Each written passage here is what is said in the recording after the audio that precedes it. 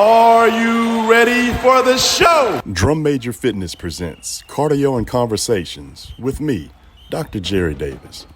I'm a wellness and fitness director, personal trainer, group fitness instructor, and PA announcer for one of the baddest marching bands in the land. And alumni, I've got one question for you. My personal goal in life is to teach everyone that I come in contact with to have a drum major's approach and be a leader as it relates to your own personal health and wellness. Please like and subscribe. So here we go.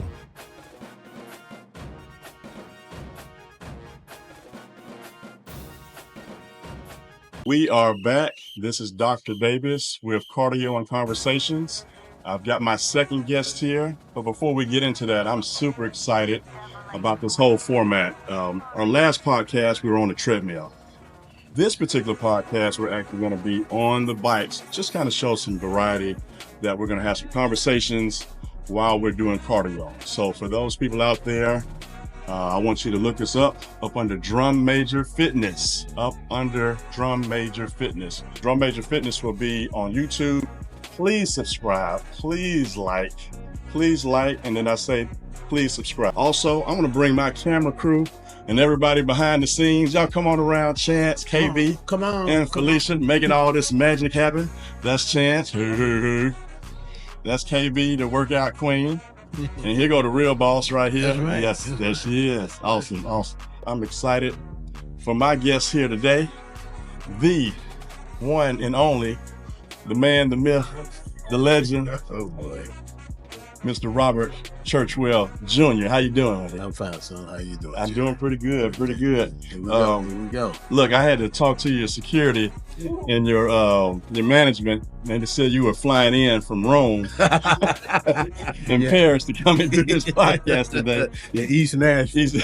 Via by the way of Jefferson Street Bridge. I appreciate you being here. This is just a format that I wanted to start. Of course, having some good conversation, but also killing two birds with one stone. Just moving. We got to get everybody moving. Got to get everybody working out. Got to get everybody doing something. Don't necessarily have to be an Olympic workout, but my goal for 2025 is to get everybody moving. So, you feeling pretty good? Oh yeah, come on. Okay. You got me into this thing. That's right. So let's talk. Let's go all the way back. Tell the viewers about Robert Churchwell Jr. Where are you from? Well, I'm from Nashville, Tennessee. Okay. I was born in South Nashville. My parents moved my brother and I later on to East Nashville. Okay. So the majority of my raising was done in East Nashville. Okay. Awesome. So what, from there, did you participate in any sports or music or anything like that? Oh yeah. Well, in school, I started playing the violin. First grade. I didn't know that. Yeah, I played violin first grade all the way through my time here at Tennessee State also. I played baseball on the baseball team, the Brico, which was a local African-American baseball team during that time. Okay. Sponsored by National Bridge Company. I played high school basketball. Okay. Junior roster at Meigs. Okay. Meigs. Not bad. Yeah. Okay. Meigs was a high school. Okay. Meigs was grades 1 through 12. Okay. So I played basketball, but also played the band. Okay. I played with the Pomona Strings. We had a orchestra at Meigs. Okay. Bob Holmes, the famous music director in Nashville, was my teacher. He started me in music. And so when I was in the 9th or 10th grade, I knew I wanted to be a band director. Okay. So that early? That early.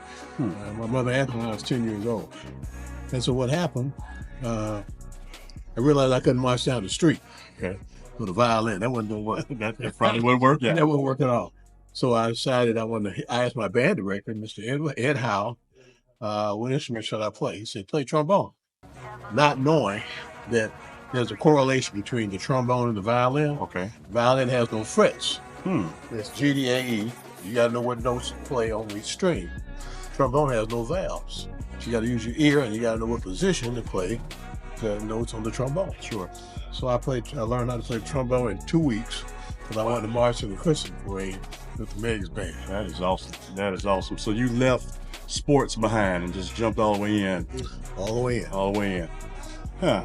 So from Meigs, high school at that point? That's right. What happened after high school? Well, I had to go to Meigs. Well, what happened because of integration of Nashville schools, I had to go to East High School for 1 year. Okay. So I finished East in 1970. Okay.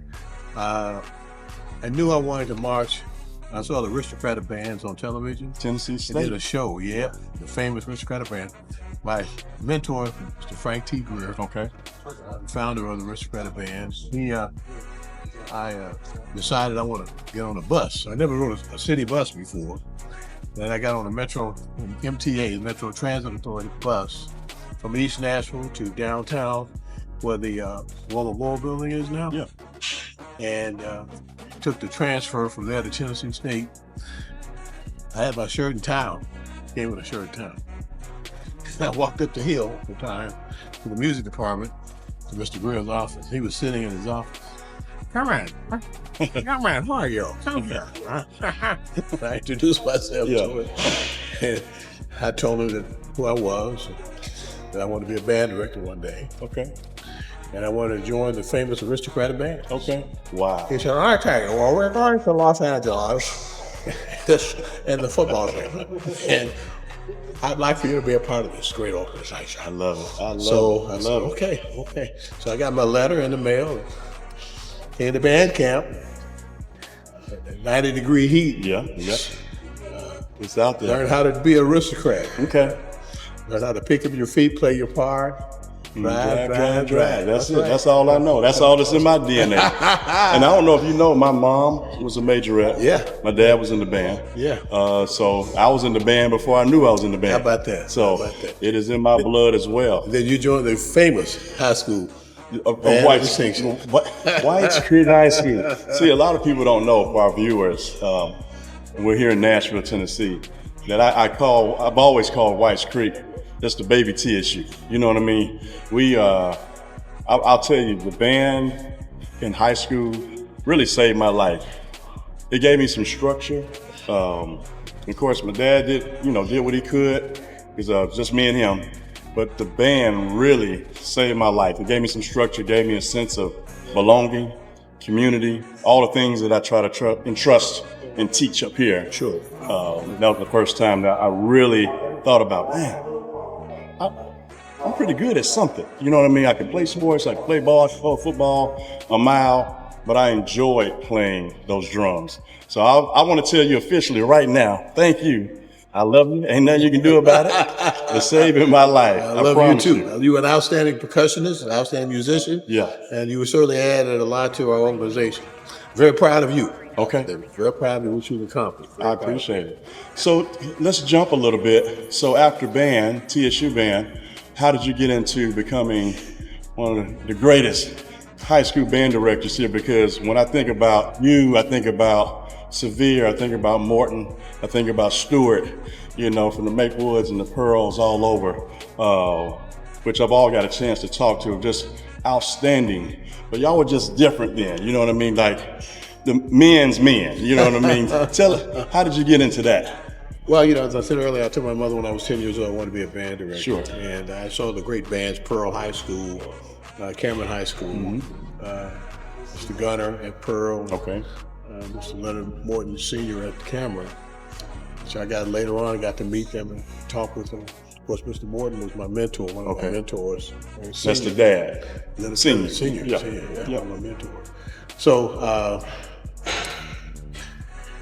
so I decided, of course, major in music at TSU and learn all the things I needed to learn to become a band director. Sure. And upon graduating from Tennessee State, I didn't go directly into music. I went into the business world. Okay. Because I wanted to learn how that worked and how I could use that, not knowing, into education. And so I worked for, at that time, Commerce Union Bank in East Nashville. Okay. And then I found out one day that they were hiring people for a Kroger company to become a Kroger manager, store manager. So I joined the Kroger company and went through the management training program. And I was on my last rotation. And I got a fateful call from Mr. John Ed Garrett, who at the time was the HR director for high school, Okay. Metro Schools. He said, I got a job for you. I said, job? I said, well, I already got a job, Mr. Garrett. I'm working for Kroger. Right. He said, no, I got a band director job for you.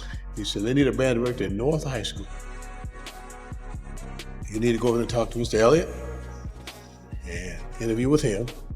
I said, well, hold on. I said, You did tell him you had a job yeah, I already. told him, I said, I'm in my last rotation of being a manager. He said, go on over there and interview with Mr. Elliott. I said, So I called my dad and ran it by my dad. I didn't know how he found me because I was way out on Bell Road. That's before cell phones, before internet and all that jazz, you know? And so anyway, God works in great ways. Absolutely.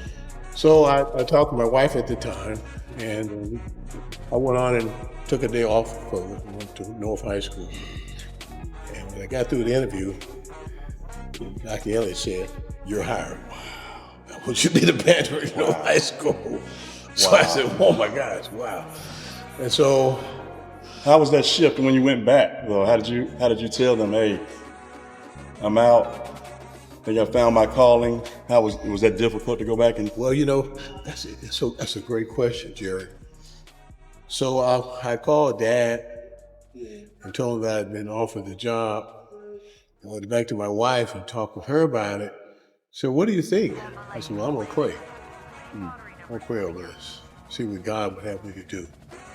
So I interviewed on Friday, started praying Friday, started praying Saturday. Sunday morning, I normally go to church, but I didn't go to church that Sunday. Okay. Never forget, I was sitting in my house, sitting on the side of the bed. The sunshine shone through the window. We lived in the basement at the time. But I heard a voice say, this is what I've prepared for you to do. That's awesome. That's awesome. I learned. You That's you don't run from that. No, at all. And I want to say this because between you and Mr. Morton and Mr. Severe, and Mr. Stewart, and the other ones, y'all changed a lot of lives. You know what I mean?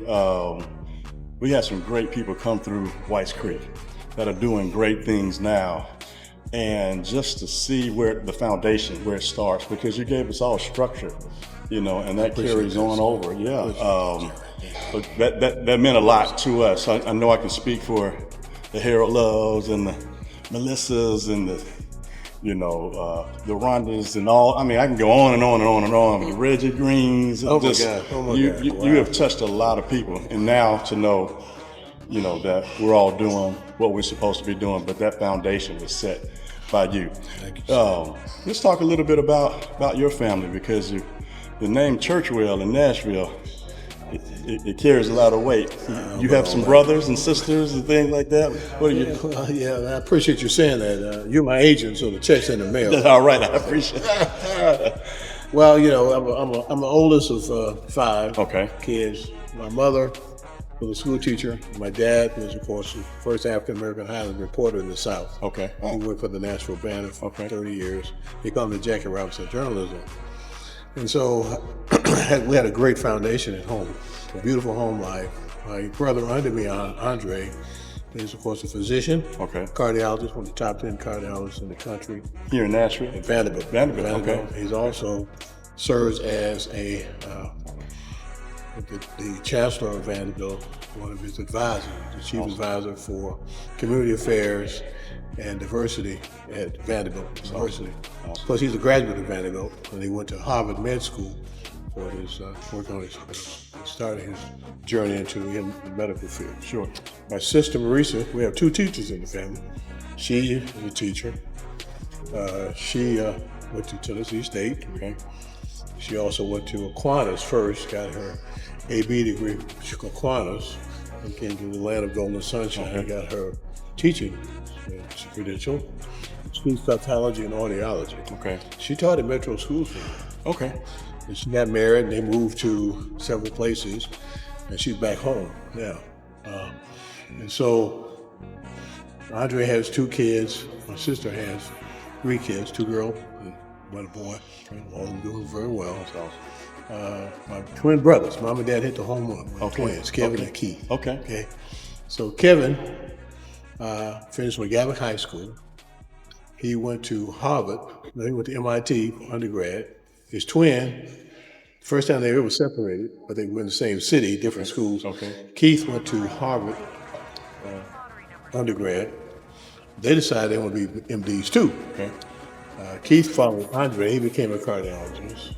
Kevin wanted to help children, so he became an intensive care pediatrician. And currently, moving forward, Kevin is now the CEO. Well, he's the CEO of Buffalo Children's Hospital in Boston. Keith served as the president of Yale's Hospital in New Haven, Connecticut. So he and now is currently the president of American Heart Association. Okay. He was once one of the top 10 cardiologists in the country too. As you talk, I just keep hearing the words "good stock." They just keep coming out. Good stock. Your parents did well. Bless you. Bless you, I love it. I love it. I love it. Let me ask you this, and I'm gonna turn it back around to fitness. My goal moving forward, and I appreciate you coming in here with me today because my concept is a little bit different. Again, having a conversation as we do cardio.